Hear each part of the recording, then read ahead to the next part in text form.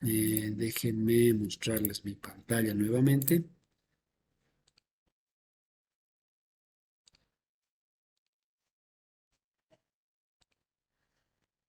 Y vamos a continuar, ¿ok? Miren, de todo lo que estoy explicando acá, el concepto del cual yo quiero que nos quedemos es este de acá, ¿no? La variación de la cantidad de movimiento es igual a una cantidad de movimiento final menos inicial. Y este es el concepto más importante. Quiero que definamos la cantidad de movimiento de esta forma. La cantidad de movimiento tiene una sola ecuación. La ecuación es masa por velocidad. Lo voy a colocar en grande, lo voy a colocar en negrita y bueno, como les dije, esta es la ecuación de cantidad de movimiento.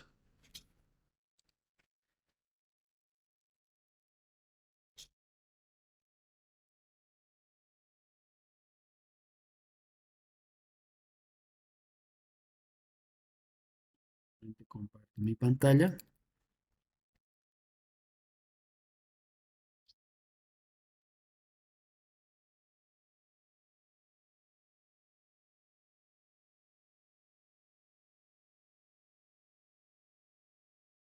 Bien, esta es la ecuación de la cantidad de movimiento. Masa por velocidad. Ahora, bueno, nosotros podemos hacer análisis de cantidad de movimiento inicial, final, etcétera, como si esto fuera una propiedad física de un objeto, ¿no? Velocidad inicial, velocidad final, energía inicial, energía final, trabajo uno, trabajo 2. Lo mismo aquí, ¿no? Cantidad de movimiento final, cantidad de movimiento inicial. Pero en cada caso yo voy a aplicar esta ecuación que es igual a cantidad de movimiento multiplicación de masa por velocidad. Muy bien. ¿Qué es lo que hace en este arreglo, no? En este arreglo de esta ecuación, es decir, en esta, digamos, primero rescatamos este lado de la ecuación y en el otro lado rescatamos esta otra. Decimos que la fuerza multiplicado por la variación de tiempo es igual a la variación de cantidad de movimiento. Primero, si la fuerza es muy grande, es directamente proporcional a la variación de la cantidad de movimiento. Si el tiempo es también muy grande, también repercute en la cantidad de movimiento. Muy bien. Entonces, esta ecuación de acá, donde se ha agrupado fuerza por delta T, se le llama comúnmente como impulso. Y el impulso es igual a esto, fuerza por delta T, ¿no?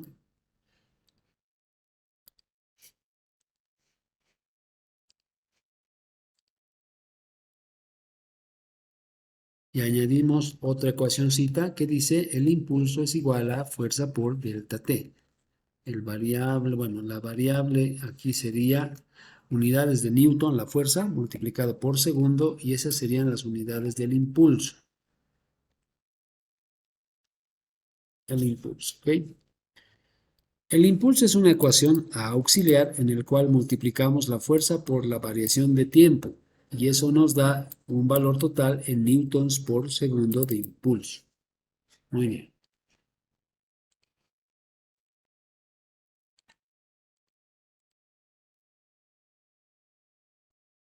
¿Cómo se analiza justamente el impulso? Miren, existe una palabra, un término muy utilizado y coloquial en el cual dice, la palabra impulso se reconoce como aplicar fuerza por un intervalo de tiempo a algo para obtener el efecto de impulsarlo, ¿no? O impulsar, es decir, ganar mayor velocidad, ¿no? ¿Qué es lo que dice? La anterior ecuación muestra que cuando se aplica una fuerza durante un intervalo de tiempo, este produce una variación de velocidad. Bueno, esto tiene la misma correspondencia que me dice que cuando yo aplico una fuerza, esa fuerza produce una variación de velocidad, es decir, la fuerza produce aceleración.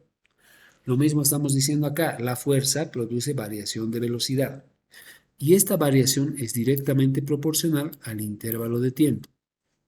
Es decir, existe una aceleración. La variación de velocidad depende directamente del intervalo de tiempo en el que se aplica la fuerza, es decir, depende de la proporción de fuerza multiplicado por delta t, ¿no? Entonces, a eso se le llama impulso prácticamente. Ahora, en nuestro ambiente coloquial, estoy seguro que muchas veces cada uno de nosotros ha debido, por lo menos, hablar algo acerca de lo que es el impulso, ¿no? ¿Qué se dice a veces, no? Vamos a impulsar, impulsale, o para partir hay que impulsar, cosas así, ¿no? La palabra impulsar es muy utilizada en nuestro medio. ¿Cómo lo interpretamos? ¿Cómo se puede llegar a entender la palabra impulsar? Por un lado, la palabra impulsar significa que queremos aumentar la velocidad, ¿no? Aumentar la forma de velocidad, ¿no? Por otro lado, la palabra impulsar se utiliza, digamos, de forma coloquial cuando estamos hablando acerca de situaciones donde queremos obtener una mejora, ¿no? Es decir, queremos lograr un objetivo y para lograr un objetivo, por ejemplo, de ventas, tenemos que recurrir a la impulsación, ¿no? Esa es la forma en que se puede llegar a entender. Ahora, este término impulso significa de la misma forma y es equivalente a la palabra impulsar. Cuando uno brinda impulso a un sistema mecánico, es lo mismo que decir que lo estamos impulsando para cambiar su estado de movimiento. ¿De qué depende el efecto del impulso? Número uno, depende de qué tiempo se aplica esta fuerza. Fíjense acá, dice unidades del impulso, newtons por segundo. Unidades de la fuerza, newtons, unidades de tiempo, segundos. Y lo que se hace en este experimento es pegarle a una pelota de tenis, ¿no? Para que llegue la pelota de tenis mucho más lejos, tengo que aplicarle una fuerza muy alta, número uno. No, es directamente proporcional. Yo aplico esta raqueta, digamos, a la pelota de tenis y hago que por el rebote tenga un mayor coeficiente, ¿no? Y el rebote es mucho más fuerte. Ahora, ¿qué va a ocurrir? A ese fenómeno se le puede llamar como impulsación o impulsar, es decir, hemos agarrado un objeto que tenía menos velocidad, lo hemos impulsado y al final el objeto tenía mayor velocidad, ¿no? Es algo así que se interpreta la palabra impulsar.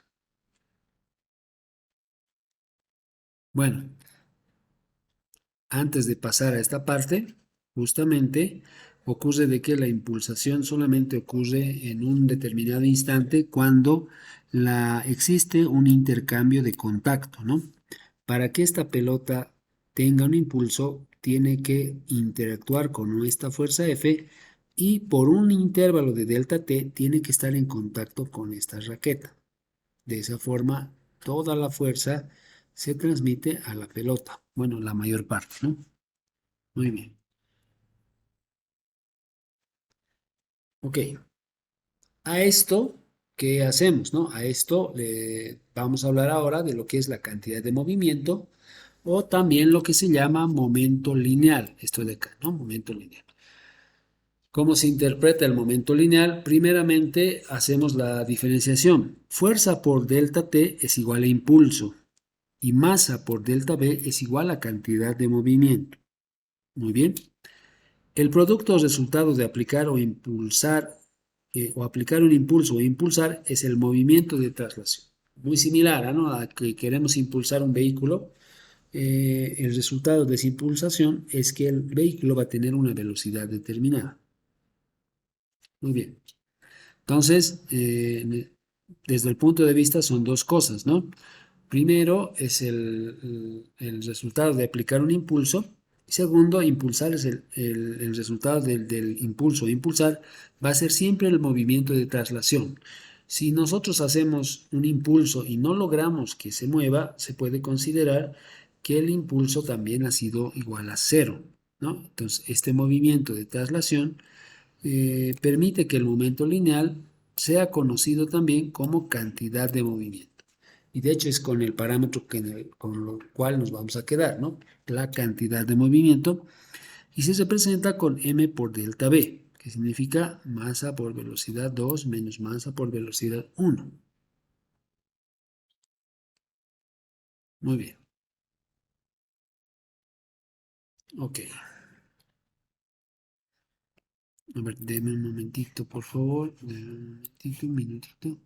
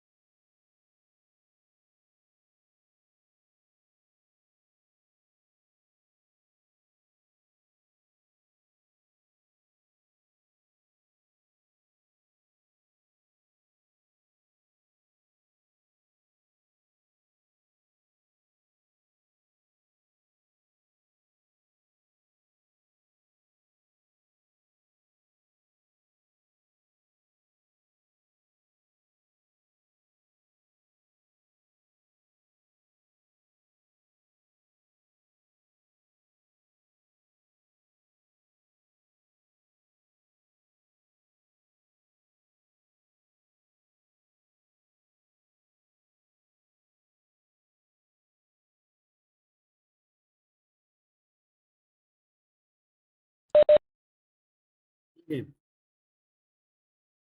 Bueno, como les decía, la definición normal, la definición de cantidad de movimiento es esta letra P. Y cuando hablemos a utilizar siempre la nomenclatura siguiente. Aquí la cantidad de movimiento va a ser igual a masa por velocidad. Muy bien.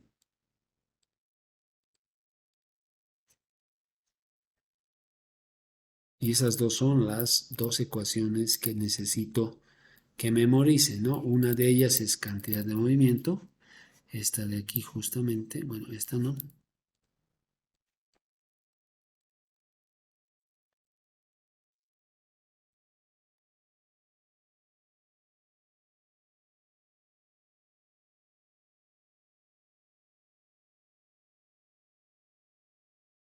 Muy bien. Ok, son dos ecuaciones, ¿no? La cantidad de movimiento se considera que es lineal, ¿no? Cantidad de movimiento lineal, es decir, la letra P, esta de acá, se refiere a objetos en movimiento y es una magnitud vectorial. Ojo aquí, la cantidad de movimiento es igual a una magnitud vectorial, no es una magnitud escalar. Ojo ahí, ¿no? Que desempeña un papel muy importante en la segunda ley de Newton. La cantidad de movimiento combina ideas de inercia y movimiento, ¿ok? También obedece a un principio de conservación que se ha utilizado para descubrir muchos hechos relacionados con las partículas básicas del universo. Muy bien. Entonces, ¿qué es lo que me está diciendo? La cantidad de movimiento es una herramienta muy útil para el estudio científico de algunos eventos y parámetros físicos en el universo, ¿no? Es lo que me dice. Muy bien. Ahora se viene la descripción de lo que es la ley de la conservación de la cantidad de movimiento y la ley de conservación de la energía. Son dos, ¿no? ¿Se acuerdan? La anterior semana habíamos hablado de esto justamente, de la cantidad de movimiento. Y bueno, en realidad habíamos hablado de lo que son las variables de estado y habíamos hablado de dos leyes de conservación. Una de ellas era justamente la ley de conservación de la energía, que lo hemos visto la anterior semana, y la otra es la ley de la conservación de la cantidad de movimiento. Estas dos son herramientas muy poderosas en mecánica. La conservación de la cantidad de movimiento es la base sobre la que se construye la solución a diversos problemas que implican dos o más objetos que interactúan, especialmente en la comprensión del comportamiento del choque o colisión de objetos. Muy bien. ¿En qué se convierte la parte práctica de este capítulo? Se convierte en ejercicios de choques o colisiones, lo que se llama, ¿no? Sabemos lo que es un choque, sabemos lo que es una colisión. La cantidad de movimiento se representa con la letra P y la ecuación para representar es igual, delta P es igual a masa por delta V. Desarrollando tenemos lo siguiente. Delta P es igual a masa por velocidad final menos masa por velocidad inicial. Esto sería igual por separado. Una cantidad de movimiento final calculamos y aquí calculamos otra cantidad de movimiento inicial. Entonces la variación de la cantidad de movimiento es igual a la resta de una cantidad de movimiento final menos una inicial. Eso estamos diciendo acá. Por lo tanto, la cantidad de movimiento es grande si el objeto tiene gran masa y velocidad, ¿no? ¿Cómo entendemos? ¿Cómo podemos entender la cantidad de movimiento? Voy a hacer un escenario aquí y vamos a plantear, a ver, déjenme ver, vamos a plantear un escenario que no existe,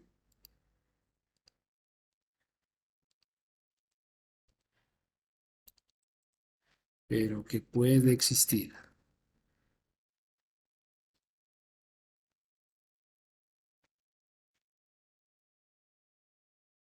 La segunda ley de Newton está directamente relacionada a la cantidad de movimiento y vamos a decir un pequeño experimento, ¿ya?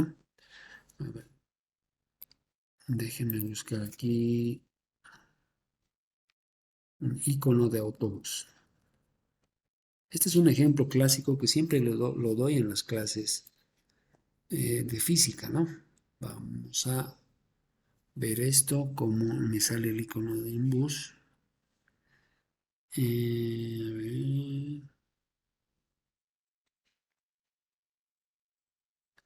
sí, este está bien.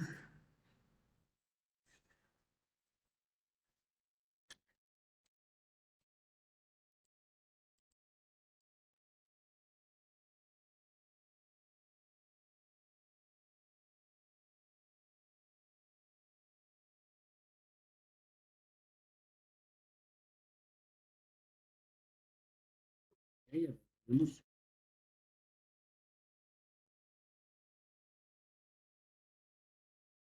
¿Veo esto?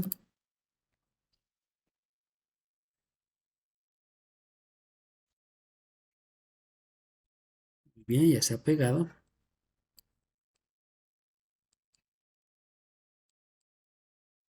Y vamos a hacer un ejemplo, ¿ok? El ejemplo dice lo siguiente. En un campo abierto, de hecho lo voy a llamar con color negro. Y decimos que este autobús, bueno, lo voy a estirar un poquito para que parezca más grande. Este autobús está yendo en dirección de La Paz a Oruro, ¿ok? Vamos a decir que La Paz está en este lado y este autobús está viajando tranquilamente hacia el otro extremo, que es, por ejemplo, Oruro, ¿no?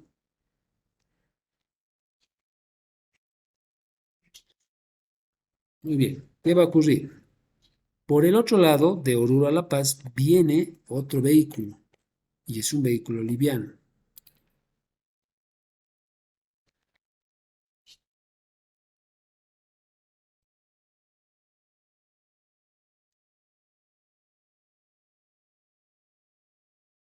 A ver, no me termina de cargar, a ver, dame un momento.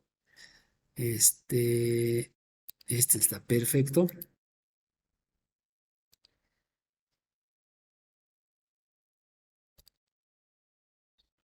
A ver, déjeme que cargue.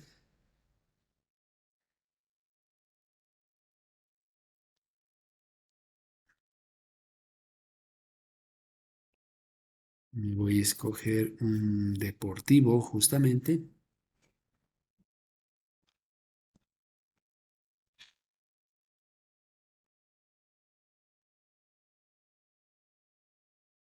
y voy a decir que estoy viajando en este deportivo. Coloco en mi lugar. A ver, déjame reportar esto.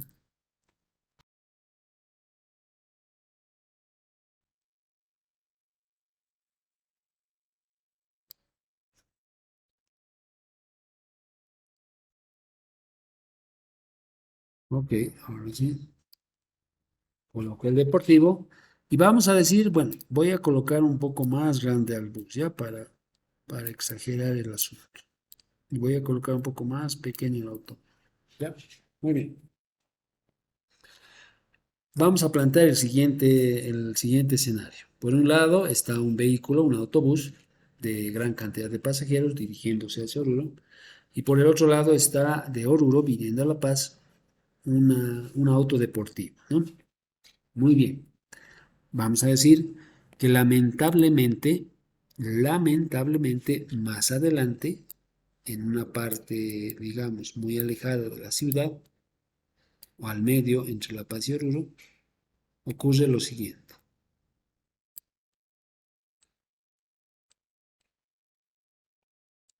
Ocurre que ambos han chocado.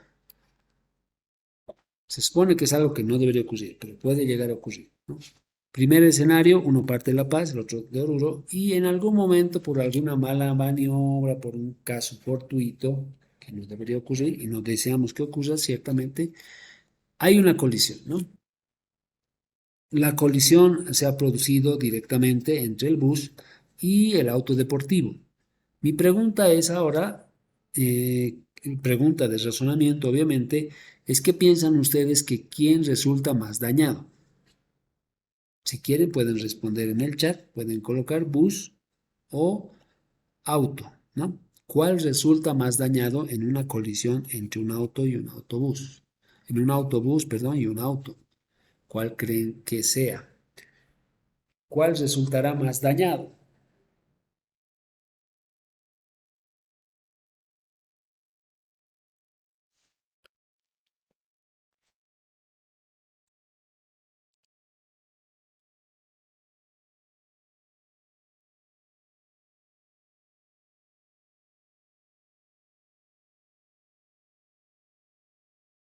Muy bien.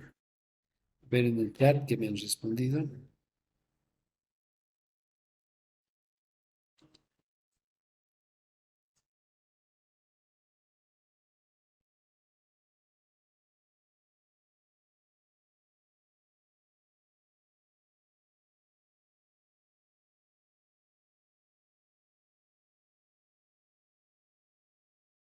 Muy bien. Las respuestas que han llegado es que el auto resulta más dañado, el auto, el coche deportivo, el auto deportivo. Muy bien. ¿Por qué suponemos eso? Número uno. ¿Por qué suponemos que el automóvil, el carrito o el deportivo resulta más dañado? ¿Por qué? Es lo natural pensar, ¿no? Número uno, intuitivamente nosotros pensamos y sabemos, número uno, estas condiciones. La masa del autobús,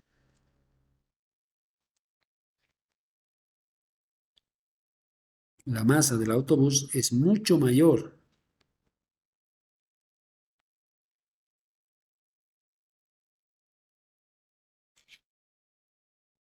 La masa MA,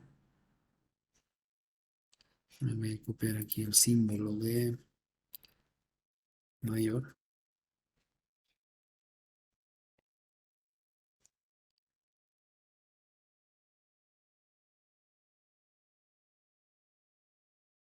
esto, y decimos que la masa de A es mayor a la masa del carro, ¿no? La masa del auto es mucho mayor a la masa del carro. Esa proporción me permite a mí razonar de que en un choque así como este, el que va a resultar mayormente dañado es el auto deportivo. Muy bien, pero ¿será cierto del todo eso? Significará que cuando nosotros nos enfrentamos una masa grande con una masa pequeña, siempre la masa pequeña va a perder, ocurrirá. La respuesta es que no, ¿no? Porque hay un parámetro más en el cual nosotros tenemos que calcular para saber cuál va a resultar más dañado, ¿no? Ahí me voy a fijar de lo siguiente. El siguiente parámetro que necesito yo acá utilizar es justamente la velocidad. La velocidad que va hacia un lado y la velocidad que va hacia el otro lado, ¿no? Esa es la velocidad que está yendo, vamos a decir que son iguales.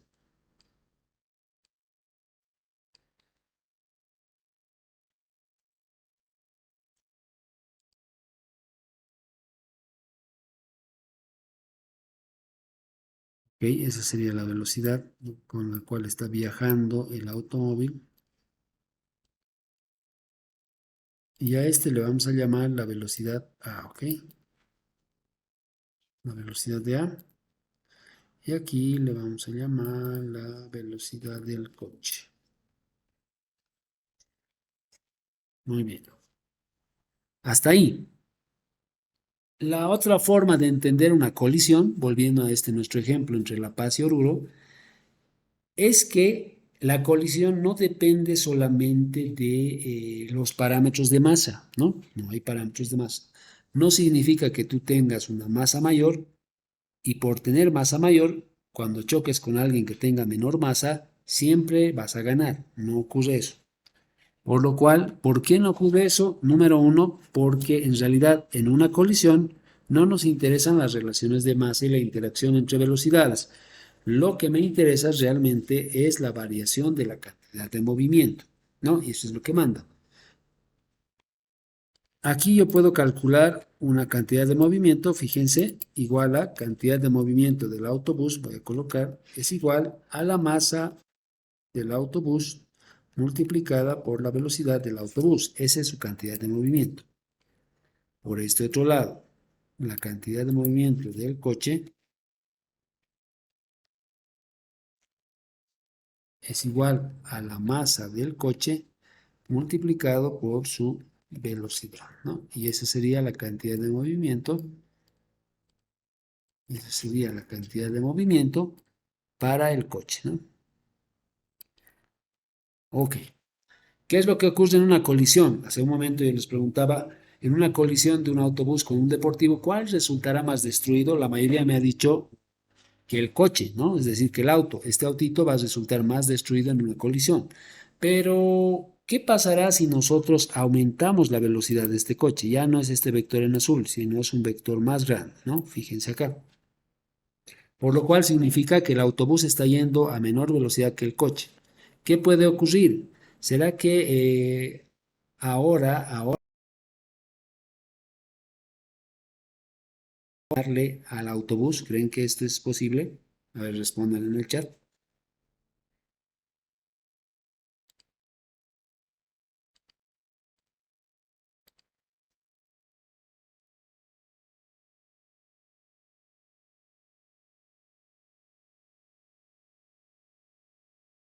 Vamos a poner un ejemplo, ¿ya?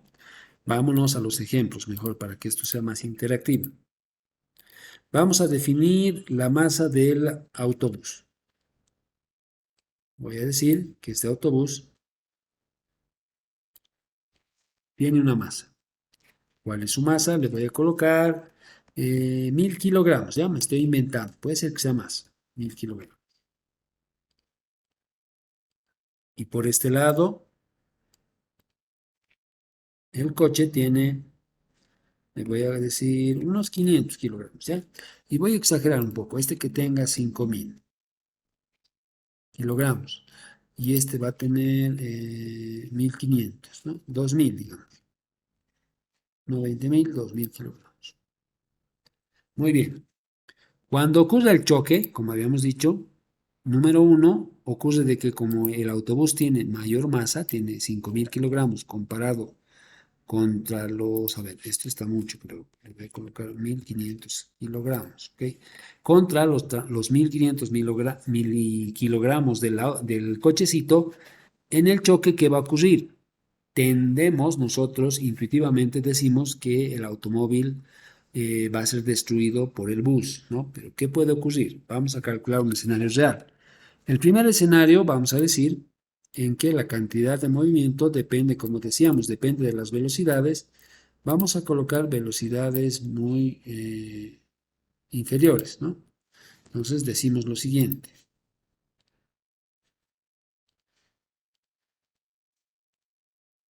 Voy a colocar aquí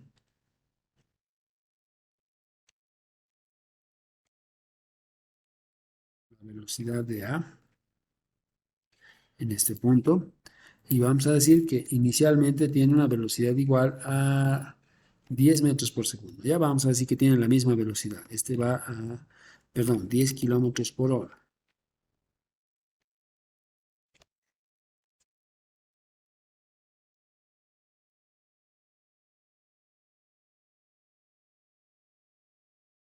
Muy bien.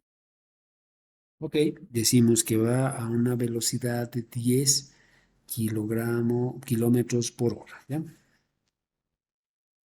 Por otro lado, vamos a decir que el automóvil B, inicialmente va a una velocidad de 10 kilómetros por hora. Muy bien. Vamos a calcular la cantidad de movimiento justo antes de la colisión de estos dos. Primeramente, si calculo la cantidad de movimiento de A, puedo decir lo siguiente, es igual a su masa vale 5.000 kilogramos, 5.000 kilogramos, y multiplicamos por su velocidad. Su velocidad es igual a 10 kilómetros por hora, ¿no? Así habíamos dicho. Por lo cual, para hallar nosotros la cantidad de movimiento, tenemos que fijarnos en las unidades. Primero, kilogramos está en las unidades de masa, sí, está en las unidades. Luego, kilómetro está en las unidades, no, porque está en realidad de 1.000 kilómetros, perdón, 1.000 metros es un kilómetro, ¿no? Entonces, ¿qué hacemos? Reemplazamos este factor de kilo, se puede volver en 1.000, ¿no? Muy bien. Entonces, sería 1.000 metros por hora. Luego, aquí convertimos las horas. Decimos 3.600 segundos es equivalente a una hora, ¿no?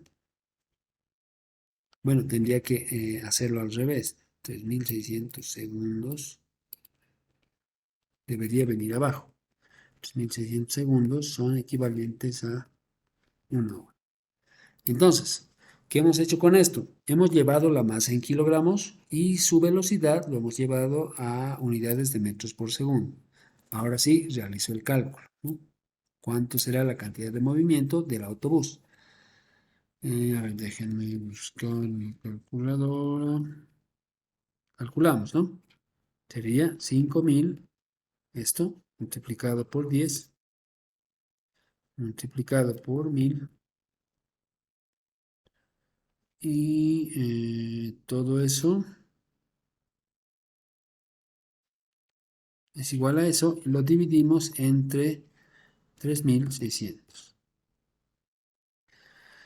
La cantidad de movimiento que me da es justamente 13.888.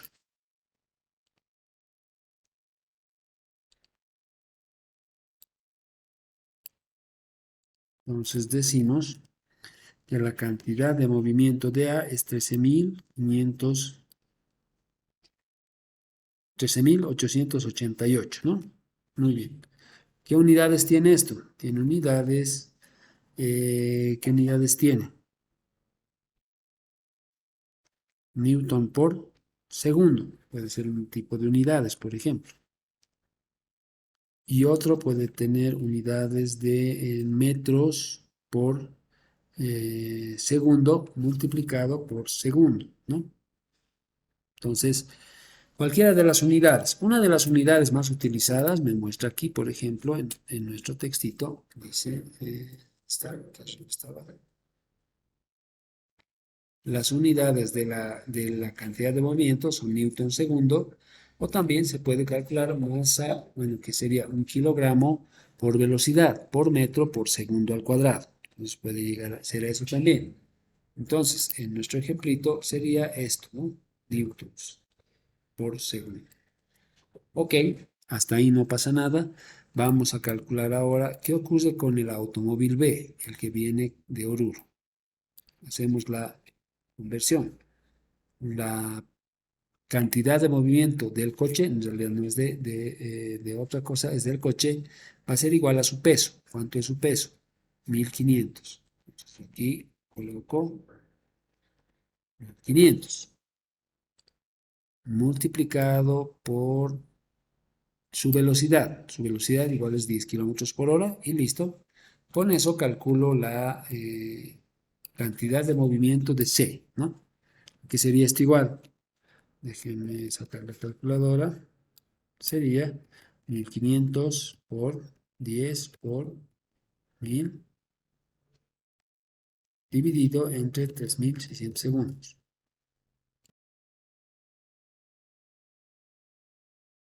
4166. Entonces podemos decir aquí que esto es 4000 newtons por segundo. Muy bien.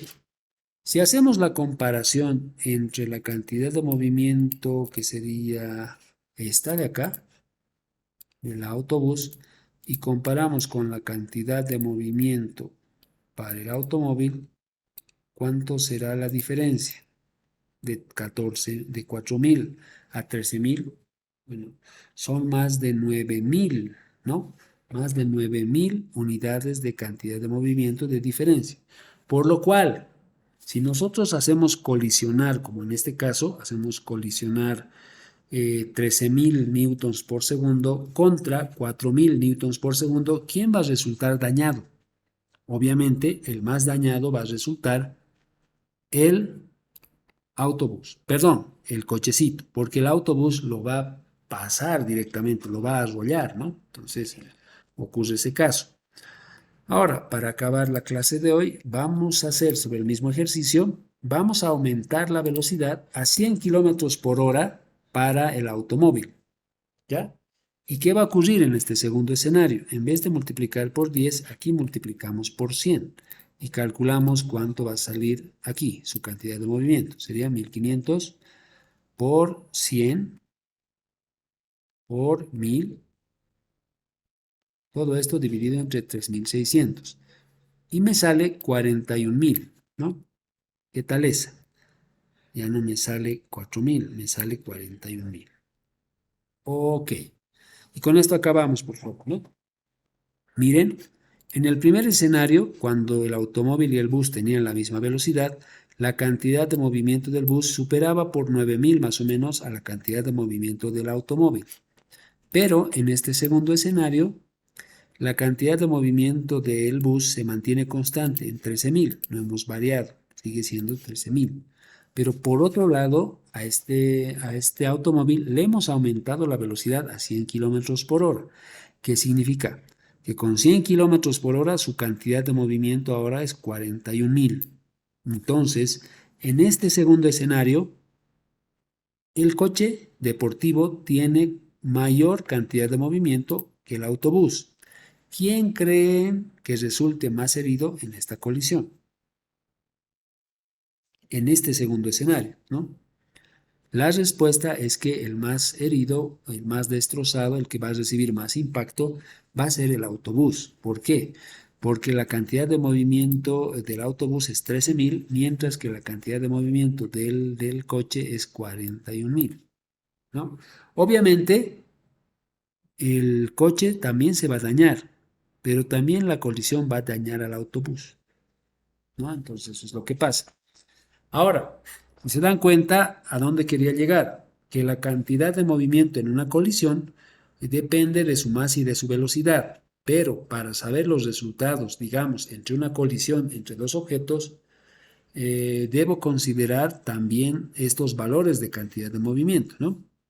En este segundo ejemplo vemos que el coche, aunque es más pequeño, de menor masa, debido a que compensa con velocidad, puede llegar a destruir al autobús, ¿no? Es exactamente lo que pasa, por ejemplo, con un proyectil, ¿no?